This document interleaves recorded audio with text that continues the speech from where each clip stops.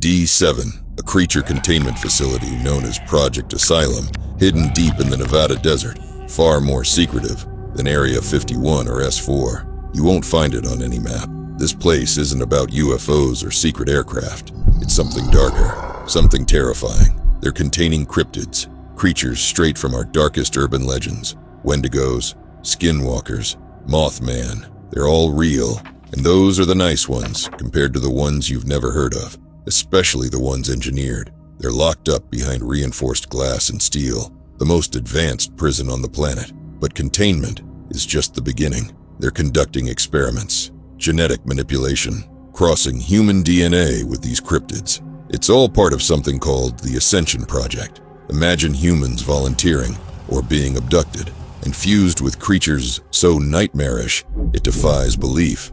Hundreds of them, subjects transformed beyond recognition.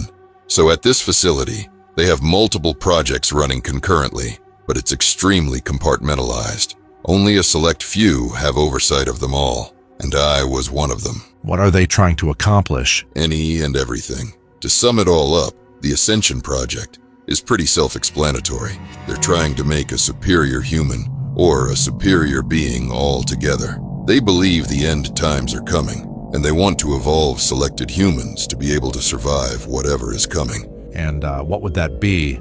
I have some theories, but that's for another time. Can you go into detail about this Subject R32? This thing was apparently dug up in modern-day Iraq, right beneath the ruins of an ancient Sumerian temple. We're talking about a site that's around 6,000 years old.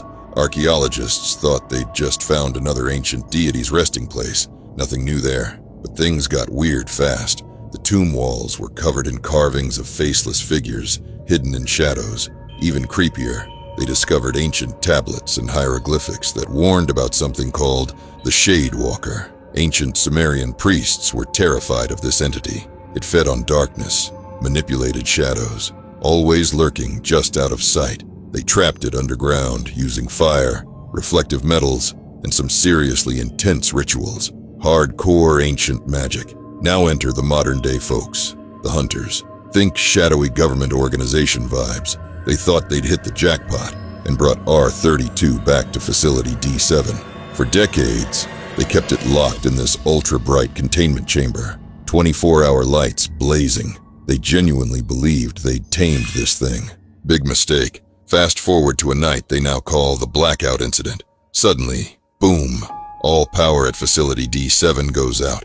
Backup generators mysteriously fail. Within seconds, it's total darkness. That's all it took for R32 to awaken. Imagine this thing dissolving into the shadows, completely invisible. Alarms went off briefly, and then nothing. Absolute silence. One warden was dragged into the darkness.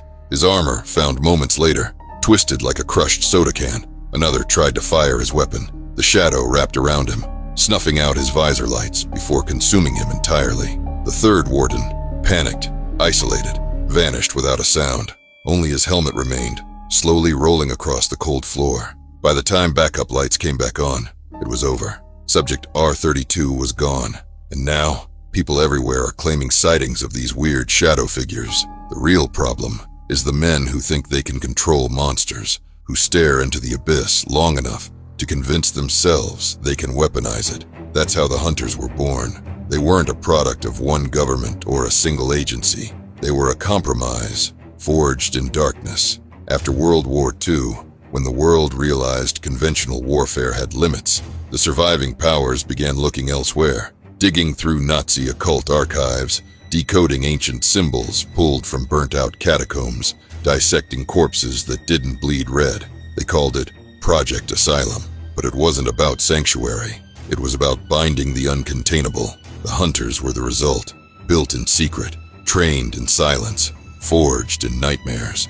They're not listed anywhere, not in military databases, not in global contractor registries, not even in the black budget documents they use to hide the rest of D7. They exist only in whispered rumors, data fragments buried in corrupted drives, hand-scratched names on forgotten walls. And when they arrive, it's already too late. One incident stays with me. Sub-level 9, a hybrid breach.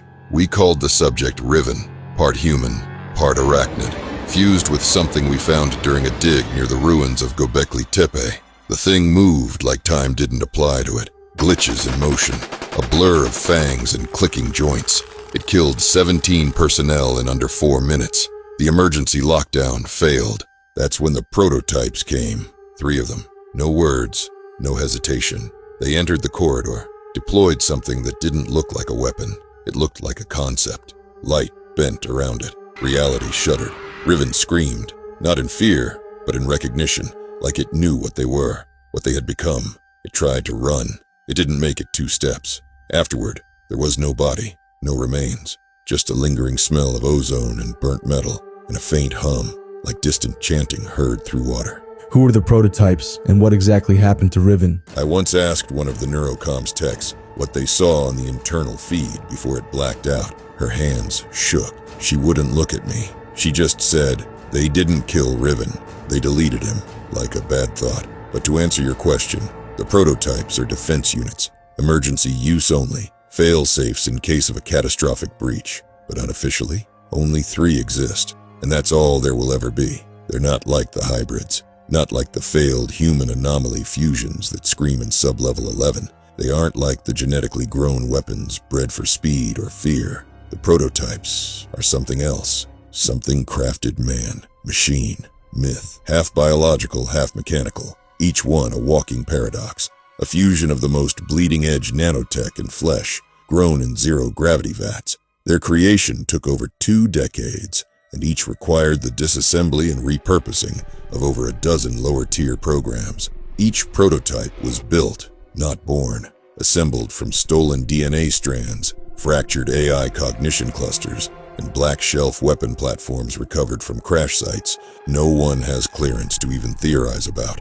They don't speak, they don't sleep, and they don't operate independently. They always move as a unit. No one knows where they're stored, or if they're stored. Some believe they don't live inside D7 at all, but beneath it, or between it, somewhere in the folds of space carved by the anomalies themselves.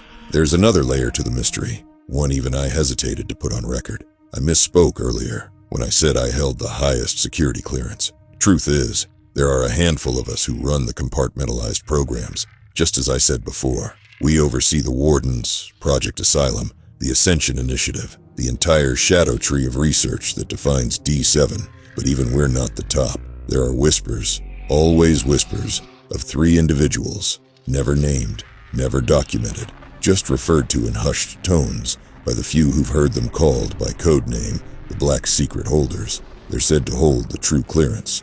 Beyond what we thought was the highest, they carry something different, rumored to be a black card, made not of plastic or metal, but of some reflective material that absorbs data and light. They don't walk the halls, they don't appear on security logs, but they exist, and it's said they're the reason the prototypes exist at all, built for them, by them. No one knows if the prototypes are conscious, if they think, if they remember what they were before they were fused to synthetic bone and armored nerve fiber. Some believe each one holds a consciousness fragment of a black secret holder. Others say they're empty vessels, AI shells guided by commands from a place outside time. One theory, one I can't shake, claims the prototypes are what happens when you complete Ascension, when the hybrid project succeeds too well, when a post-human being accepts machine integration and ceases to be a singular entity.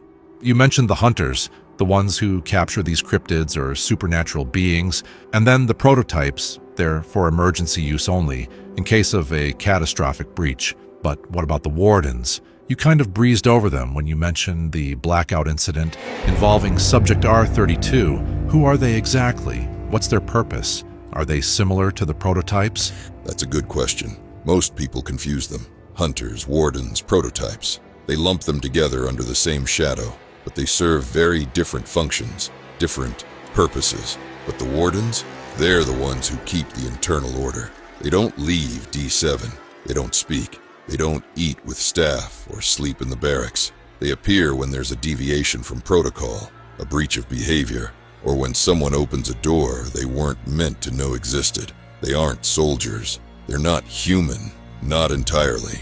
They look like men, standard issue black suits. Traditionally, if they're not on high alert, If so, they're fitted with black tactical armor, no insignia, identical builds, mirror-visored helmets that don't reflect your face back at you, just emptiness. And when they move, it's like time forgets how to sequence properly. People who've gotten too close say their radios glitch, heart rates spike, even thoughts fragment for a few seconds. You'll be walking down Corridor C, alone you think, and suddenly you feel them before you see them. 3, maybe 4, just standing there, blocking your path, saying nothing. You're not even sure why you stopped walking, but your instincts scream, don't move, don't speak, don't lie.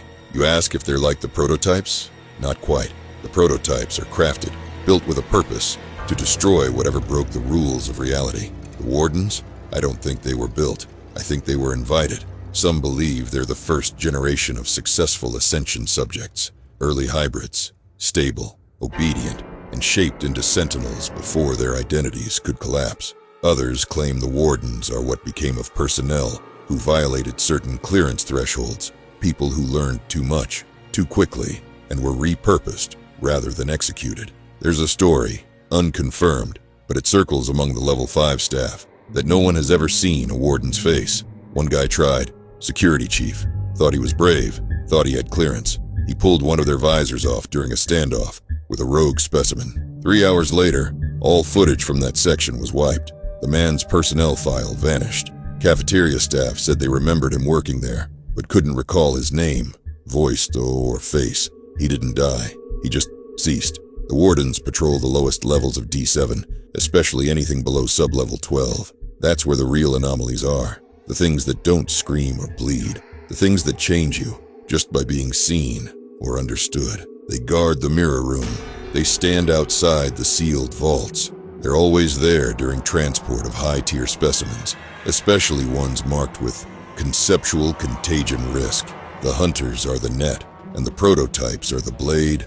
The Wardens are the barrier between us and what's locked beneath. Even we, the ones who run the compartmentalized programs, the ones who authorized Project Ascension, don't command the Wardens. They don't answer to us. They answer to someone else, or something else. There's a theory, some say a fact, that the Black Secret holders didn't just create the Wardens. They are the Wardens, or at least their will made manifest. And if you're wondering why I don't know the true origins of the Wardens, even though I have oversight of most of what goes on here within D7, it's because doing this line of work takes a toll on you in every way imaginable. If I didn't need to know, even though I had the authority and the clearance to get read in, I chose not to, because sometimes not knowing is the only way to stay sane.